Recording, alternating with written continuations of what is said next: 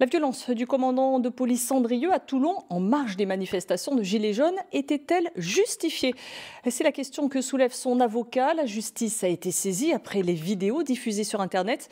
Mais d'autres images existent. Elles montrent cette fois ce qui s'est passé 2 heures avant les interpellations. Le point avec Valérie Chéline et Pauline Guigou. Sur ces images, on distingue le commandant Didier Andrieux au cours de 2 interpellations à Toulon, en train d'asséner des coups, visiblement aux gilets jaunes interpellés. Son avocat aujourd'hui diffuse une autre vidéo prise 2 heures plus tôt et qui montre le même commandant Andrieux à terre sur l'autoroute, frappé par des manifestants.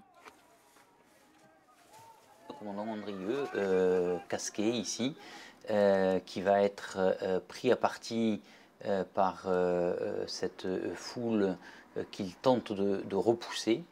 Je vous laisse voir la scène et la violence de la scène pour vous montrer. Voilà, il est jeté à terre et on voit un déchaînement de coups de pied, de coups de poing avec une violence inouïe sur lui. Et il est retiré de cette scène de violence par ses hommes. Et on le voit là un peu sonné. On a un policier qui n'est pas un policier violent, qui est un policier qui affronte une situation de violence. C'est ça qu'il faut remettre dans l'ordre.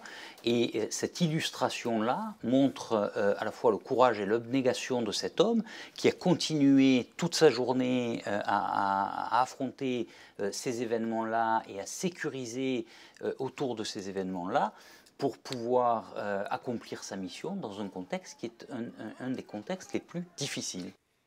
Pour l'avocat de Didier Andrieux, c'est la réputation de son client qui est en cause avant que l'enquête ne détermine les responsabilités.